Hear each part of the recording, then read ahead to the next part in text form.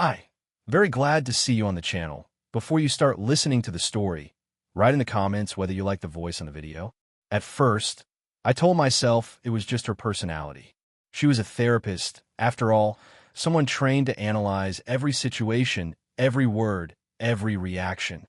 But the way she treated me was different. The way she looked at me when I spoke, with that slight, amused tilt of her head, like she was humoring a child who didn't understand the world. The way she corrected me in conversations, making sure everyone knew she was the one with the real insight, the one who saw things clearly. While you're here, leave a comment and let me know where you're watching from.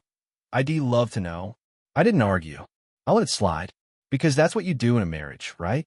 You pick your battles. But the battles kept coming. It was little things at first.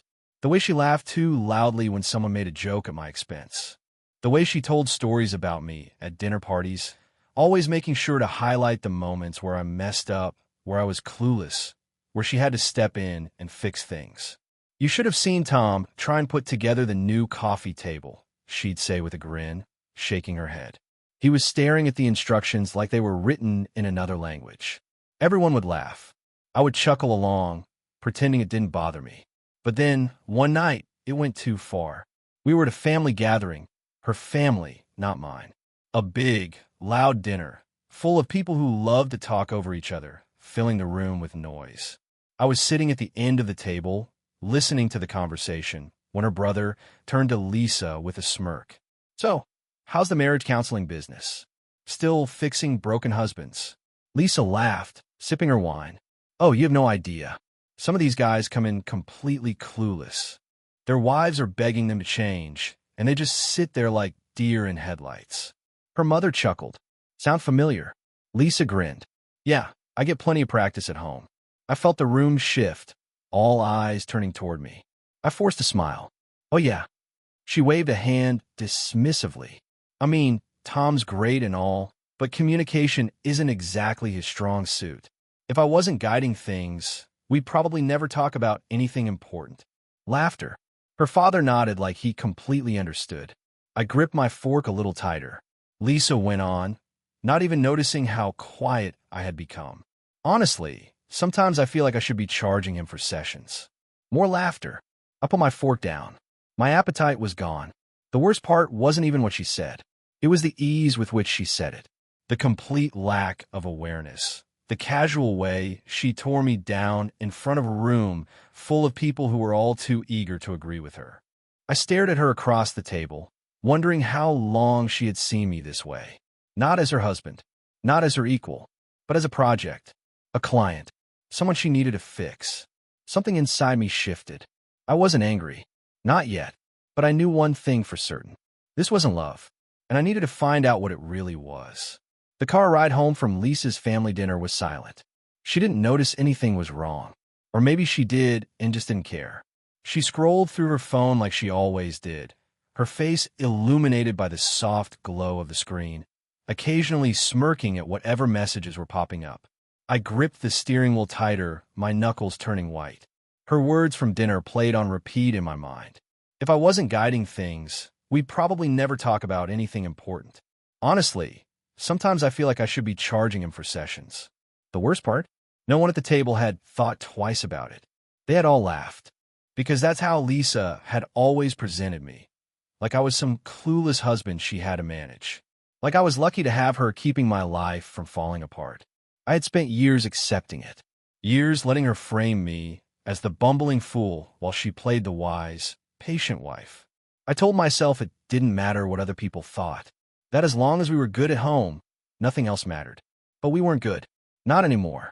As I pulled into the driveway, Lisa let out a small sigh, finally breaking the silence. "Well, that was fun." I didn't answer. She glanced up from her phone. "Oh, come on, don't tell me you're mad." I put the car in park and turned to face her. "You really don't see the problem?" Her eyebrows lifted, like she was surprised I was calling her out. "Tom, it was a joke." I let out a short laugh. "Right, a joke. Just like last time, and the time before that." She rolled her eyes. "Oh my God, you're so sensitive." "No, Lisa," I said, voice sharp. "I'm tired." That got her attention. She frowned, tilting her head slightly, like I was one of her therapy clients she was trying to diagnose. Tired of what? I exhaled slowly, gripping the steering wheel. Tired of being the punchline. She scoffed, shaking her head. You're overreacting.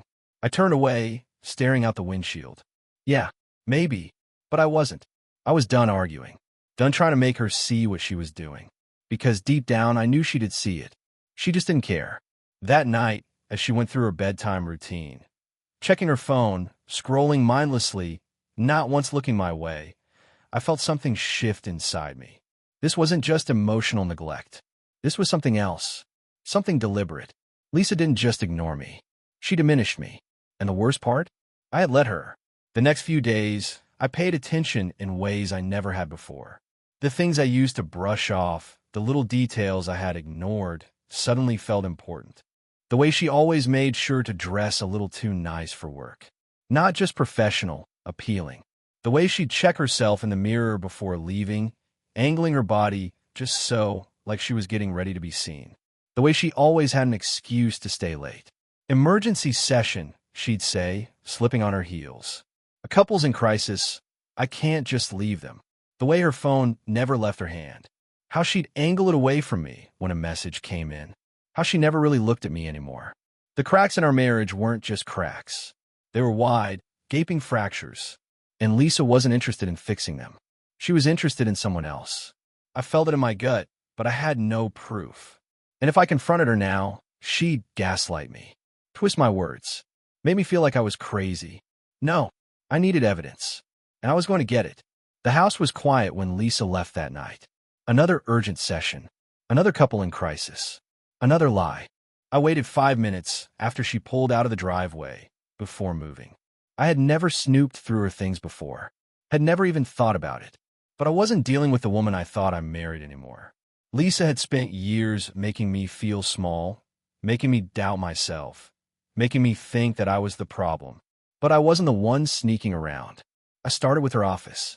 The place she worked when she wasn't in session, where she kept all her books, her files, her carefully curated image as the perfect marriage counselor. The desk was neat. Too neat. Lisa was organized, sure, but this was intentional. Like she had made sure there was nothing out of place. But people always left something behind. I checked the drawers, flipping through folders, old notes, legal documents. All normal. Then, at the very bottom, I found a small locked box. My pulse quickened. Lisa never locked anything.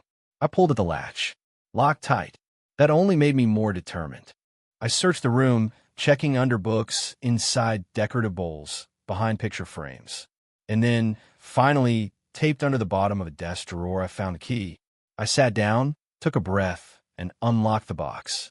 Inside was a small, elegant gift bag. The kind you'd get from an expensive boutique. I pulled it open. A watch. A man's watch. Not a cheap one, either. Sleek, polished, the kind of thing someone bought when they wanted to impress. The kind of thing Lisa would never buy for me. My stomach twisted. I checked the receipt tucked inside. Paid in cash. No name. No proof of who it was for, but I already knew. Lisa had a client. A man. Someone vulnerable.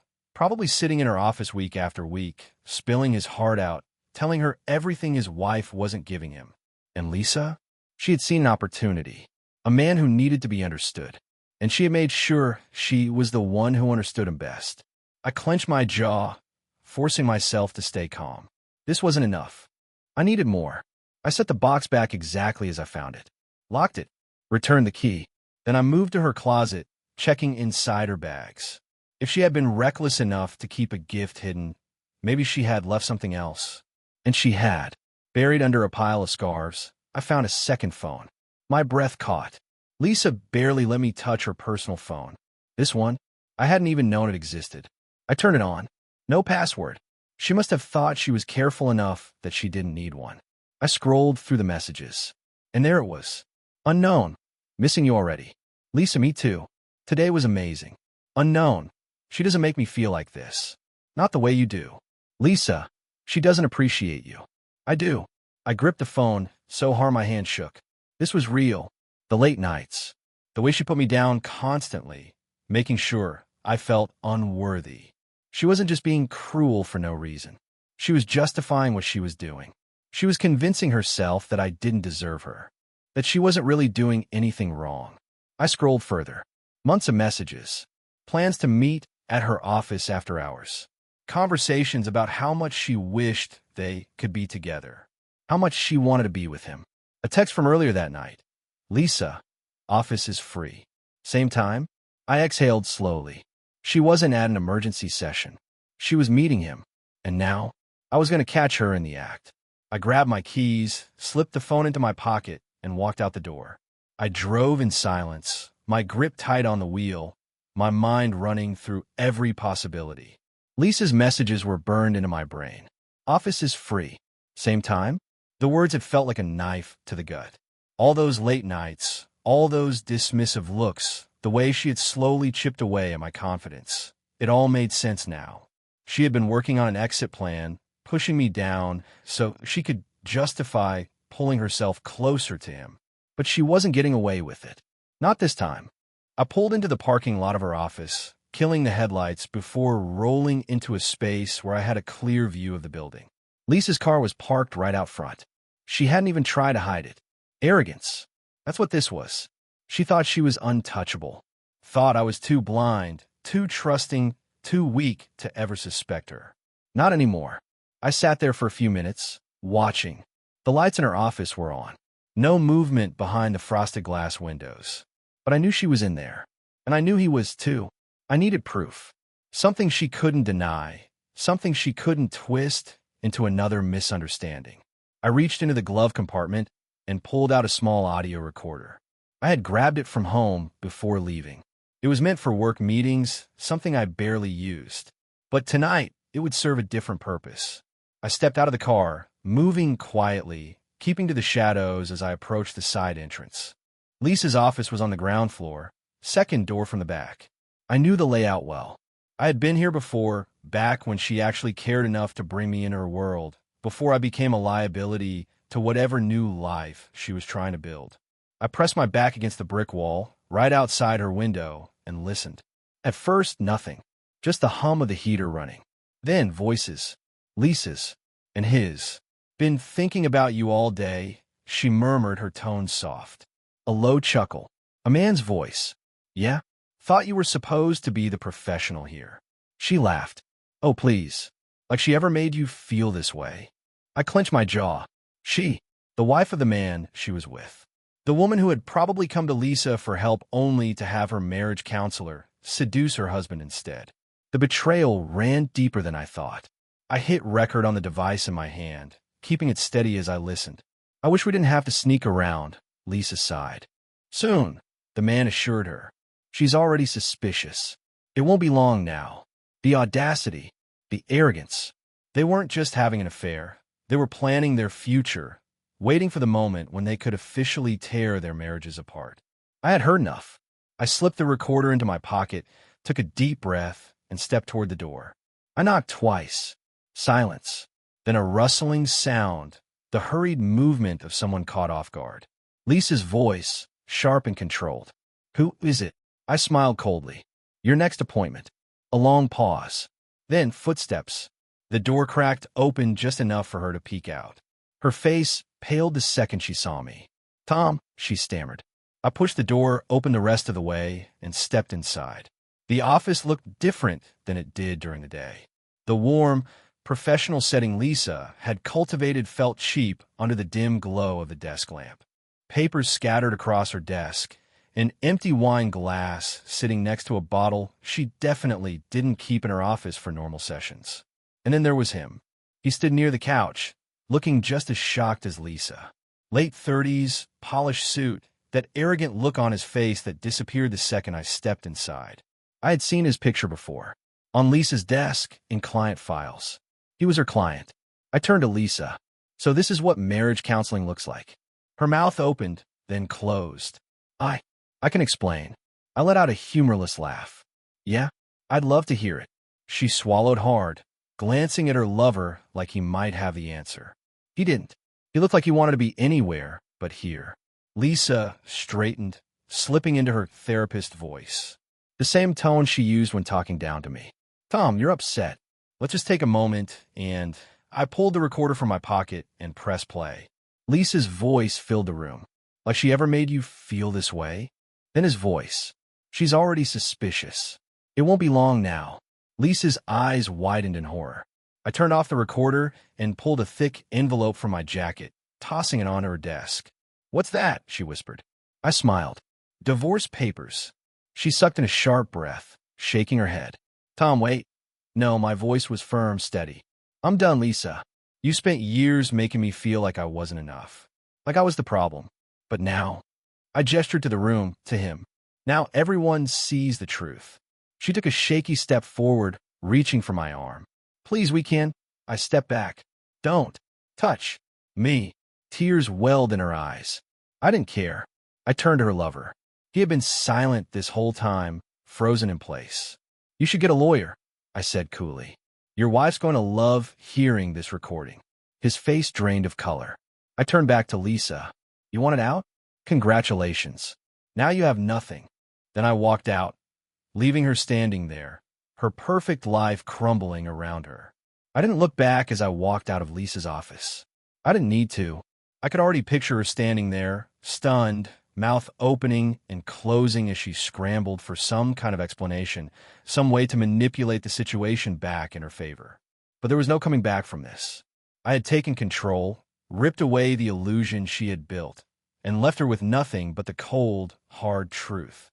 The night air hit me as I stepped outside, but it didn't clear my head. My heart was still pounding, not from sadness, not even from anger, but from finality. It was over. The marriage I had fought so hard to hold together had already been dead for months, maybe even years. I just hadn't wanted to see it. I got into my car and sat there for a moment, gripping the wheel. I had expected to feel something, relief, maybe even regret, but all I felt was exhaustion. The kind that sits in your bones, the kind that tells you you've been fighting a battle for far too long. I took a slow breath, reached into my pocket, and pulled out my phone. One last thing to do. I scrolled to the contact labeled State Licensing Board and attached the audio file to an email. Subject: Ethics Violation. Marriage counselor misconduct to whom it may concern. Attached is irrefutable proof of Lisa, last name, engaging in an inappropriate relationship with one of her clients. As a licensed marriage counselor, she has violated ethical standards by seducing and engaging in an extramarital affair with a man who came to her for professional guidance. This breach of trust is not only immoral, but should be grounds for a formal investigation. I trust you will handle this appropriately. I didn't add anything else. I didn't need to. I hit send. And just like that, Lisa's career was on borrowed time. I didn't go home right away. Instead, I drove to a quiet diner on the other side of town, somewhere I knew Lisa would never think to look for me. I needed time to process, to sit with everything without her looming over my thoughts. I slid into a booth near the back, ordered a coffee I didn't really want, and just sat there. It was done. The divorce papers were in her hands. The proof of her affair was already moving up the chain of command, heading straight for the people who could take away the one thing she valued more than anything: her reputation. The perfect Lisa, the brilliant marriage counselor, the woman who claimed to understand relationships better than anyone, was about to be publicly exposed as nothing more than a fraud. I should have been satisfied. So why did I still feel like something was unfinished? I stared at my reflection in the diner's window, my own tired eyes staring back at me. For years, I had been the man Lisa could tear down in public, the one she could joke about at dinner parties, the one she could make feel small. And now I was the man who had finally stood up. A sharp buzz from my phone snapped me out of my thoughts. "Lisa." I'll let it ring. Then another text. "Lisa, Tom, please. Let's talk." Another. "Lisa, this isn't what you think. Please don't do this." I exhaled slowly. The desperation was setting in. She knew. A few minutes later, another text. "Lisa, you're ruining my life." I smirked. I typed a single response. "Me. No, Lisa. You did that all on your own." I hit send, then blocked her number. By the time I got home, the house felt different. Lighter. Lisa's absence wasn't just noticeable, it was freeing. I took my time moving through each room, slowly pulling together the things I wanted to keep, the things that mattered to me. Everything else? I'd box it up and leave it for Lisa to deal with when she inevitably came back to pick up the remains of her life. A knock at the door startled me. For a brief second, I thought it was Lisa, but when I opened it, I found someone else standing there. A woman, early 30s, tired eyes, a cautious expression. "Can I help you?" I asked. She hesitated before speaking. "You don't know me," she said, voice steady but strained. "But I think my husband has been seeing your wife." I exhaled slowly, nodding. "Yeah," I said. "I think he has." Her lips pressed together, and she looked down like she was still trying to decide if she had made the right choice by coming here. "I got your number from the marriage license database," she admitted. "I wasn't sure if I should reach out, but after tonight, I needed to." I gestured for her to come inside. "You want some coffee?" She hesitated, then nodded. "Yeah, that would be nice." I stepped aside, letting her in. Lisa had thought she could rewrite the story, thought she could manipulate reality to fit whatever version suited her best. But reality had a way of catching up. And now, she wasn't just losing me. She was losing everything.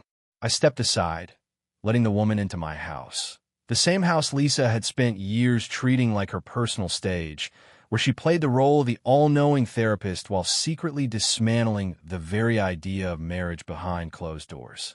Now, for the first time in a long time, the space felt like mine. She walked in hesitantly, glancing around like she wasn't sure if she had made a mistake coming here. I understood. A few hours ago, I was just a name to her, the unseen husband on the other side of an affair neither of us had asked to be a part of. But now we were the only two people who truly understood the wreckage left behind. I led her to the kitchen, where I poured 2 cups of coffee in silence. She sat at the table, fingers curled around the mug, even though she hadn't taken a sip. She was trying to hold it together, but I could see the cracks forming. "I'm Claire," she finally said, her voice quiet. I'm sorry to just show up like this." I shook my head. "Don't be. I get it."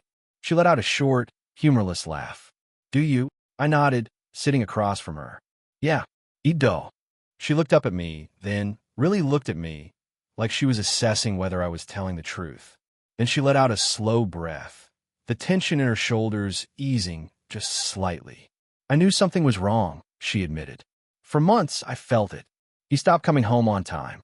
He started guarding his phone like it held the nuclear codes. And then the excuses started piling up." Her fingers tightened around the coffee cup. But every time I asked, he had an answer. A perfectly reasonable answer. And I wanted to believe him. I understood that, too. She glanced down at the table, shaking her head. "I almost convinced myself I was being paranoid. But then tonight, after everything that happened at your wife's office, he came home and tried to act normal. Like nothing had changed. Like I hadn't already seen the messages." She scoffed. It was insulting. I took a sip of my coffee, watching her carefully. She wasn't crying. She wasn't raging. She was just done, the same way I was. "You know, I used to tell myself that if he ever cheated, I'd leave without hesitation," she said. "But now that it's real, it feels like a bad dream I can't wake up from." "Yeah," I said. "I know the feeling." She exhaled slowly, running a hand through her hair. "How long do you think it's been going on?" I thought about the second phone, the secret messages, the way Lisa had started pulling away from me long before I ever suspected anything. Longer than we'd like to believe. Claire nodded like she already knew, like she had always known deep down, but hadn't wanted to admit it until now. A heavy silence settled between us. Then, finally, she asked, "What now?"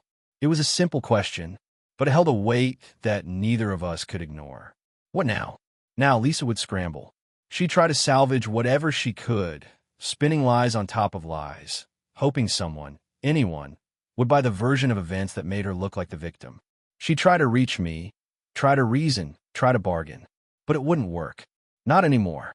Now, Claire's husband would realize he had lost the one person who had truly stood by him.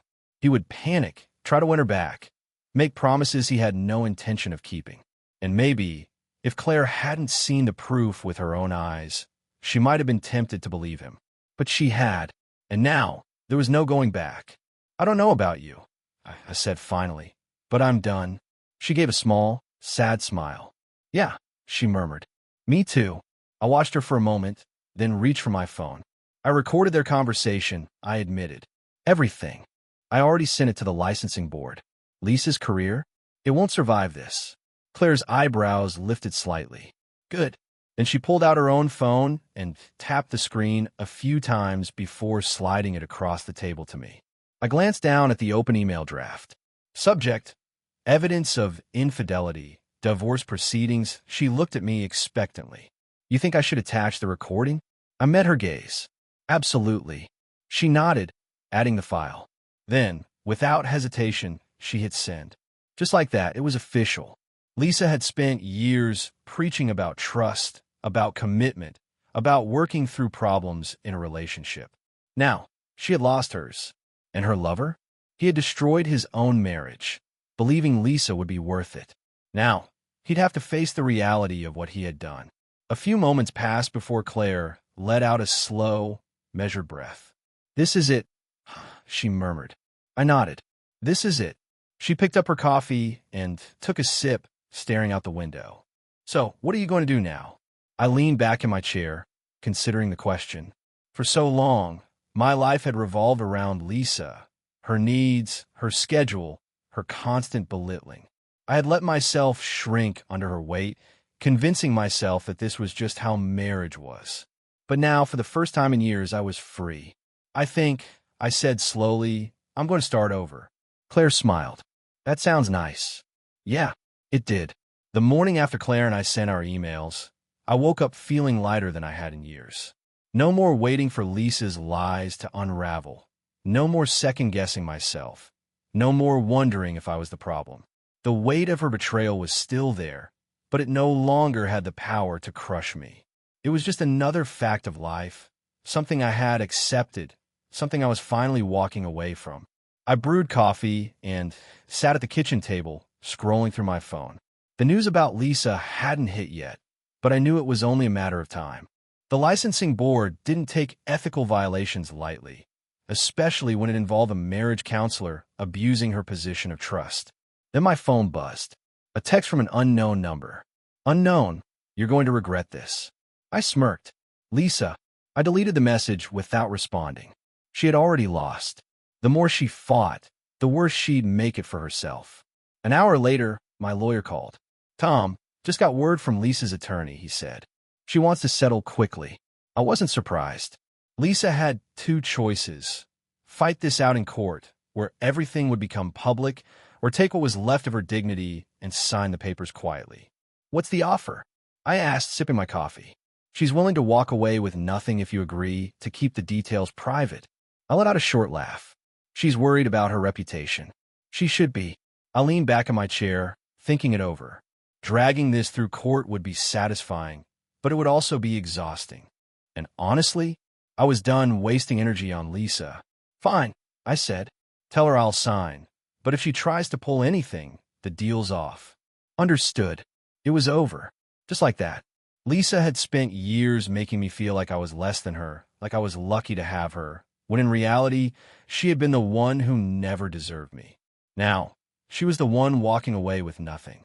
Later that afternoon, the fallout truly began. Claire called me. You might want to check your email, she said, a hint of satisfaction in her voice. I opened my laptop and pulled in my inbox. There it was, an official statement from the state licensing board. Subject: ethics violation, case update, dear Mr. Last name. After reviewing the evidence submitted, the board has determined that Lisa, last name, has violated the ethical guidelines required for licensed marriage counselors. Effective immediately, her license is suspended pending further investigation. She was done. I forwarded the email to my lawyer and sat back, letting the moment settle in. Lisa had spent her entire career building an image of herself as the expert on love and relationships. She had made a living giving people advice on how to fix their marriages, all while she was sneaking around behind my back. And now, the very thing she prided herself on was gone. The first real public fallout came 2 days later.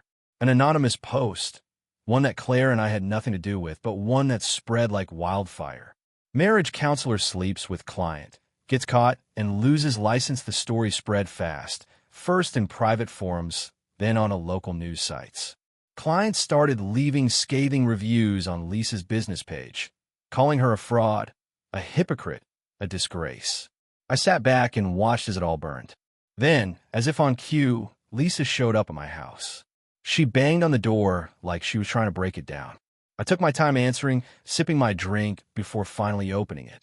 Her eyes were red, her hair disheveled. This wasn't the Lisa I knew. The composed, smug, always in control woman was gone. "You destroyed me," she hissed. I leaned against the doorframe, arms crossed. "No, Lisa, you destroyed you." Her jaw clenched. "I lost my license. Do you know what that means? My career is over. Everything I worked for." "You mean the career where you took advantage of your own clients?" I cut in. "Yeah, sounds like you got exactly what you deserved." Her lips trembled. "I have nothing now." I stared at her for a long moment. This was the woman who had spent years making me feel like I was nothing. The woman who had laughed about me behind my back, who had lied straight to my face, who had made me doubt my own worth. Now, she was the one standing in front of me, broken. "I want you to leave, Lisa," I said, my voice firm. She sucked in a sharp breath. "Tom, go." For a second, she looked like she wanted to argue, to fight, to beg, but she saw it in my eyes. There was nothing left to say. Her face crumpled, and for the first time in years, I saw a real emotion. Not manipulation, not arrogance, just loss. Then, without another word, she turned and walked away. I closed the door behind her and locked it. She was out of my life. The days after Lisa walked out of my life felt like stepping into the sun after being trapped in a dark room for years. At first, it was strange, unsettling even, like my mind hadn't caught up to the fact that she was gone. No more backhanded comments over breakfast. No more cold, dismissive glances. No more late-night, emergency sessions that were nothing more than excuses to sneak off with a married man. For the first time in years, my life was mine again. I spent the first few weeks clearing out the house, not just her things, but every reminder of the person I had been when I was with her. The man who walked on eggshells, who swallowed his pride, who let her belittle him in front of others. I wasn't that man anymore, and I refused to let any part of her linger in my space. The expensive decorations she insisted we needed? Gone. The framed degrees she had hanging in the office, a reminder of how accomplished she was? I packed them into a box and shoved it in the garage. Then I got to the bedroom. The bed we had shared, the sheets she had probably climbed into after being with him, the closet still half full of the clothes she hadn't bothered to pick up. I wanted it all gone. And so I got rid of it. Bought a new bed, new furniture, new everything. It wasn't just about erasing her presence. It was about reclaiming my life, my space, my peace. One day, I got a text from Claire. "Claire, so how does it feel?"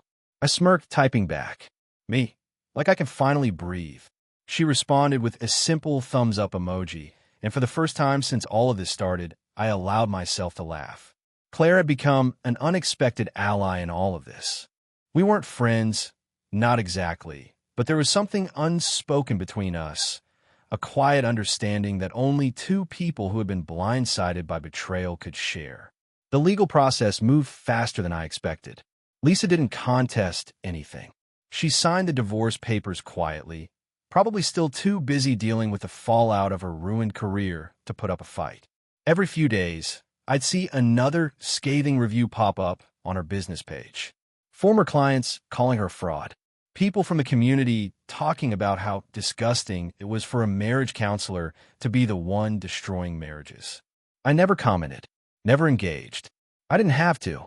Lisa was sinking all on her own. A few weeks after the divorce was finalized, I found myself at a small bar on the other side of town.